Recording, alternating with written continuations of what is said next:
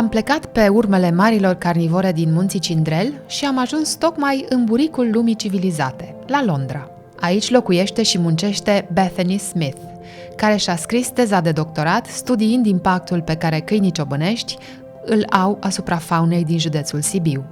În urmă cu 2 ani, am montat camere de filmat și fotografiat în Munții Cindrel, în colaborare cu Fauna și Flora, aprinzând imaginația sibienilor cu imaginile publicate pe Facebook, care înfățișau lupi și râși ieșiți agale la plimbare.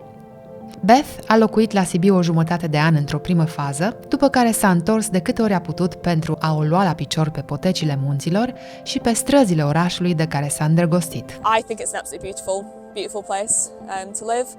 Very, very friendly people. I struggled with the language, although I tried.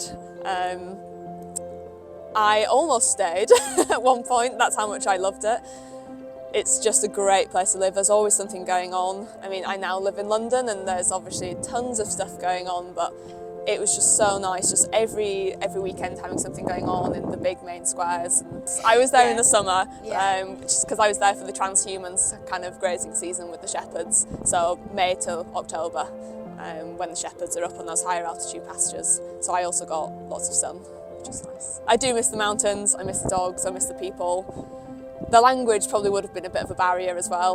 I did try, but it is a difficult language to learn.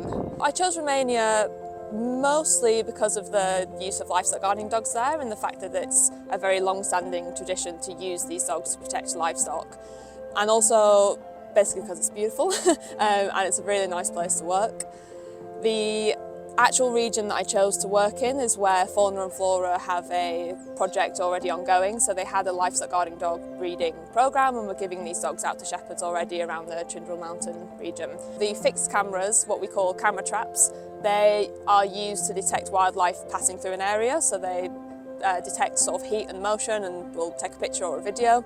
And what I was using those for was to see how wildlife are using space around pastures that have dogs on them, and we wanted to see whether wildlife changed their behaviour, so whether they visited areas more or less frequently depending on whether those areas were close to where the livestock guarding dogs were.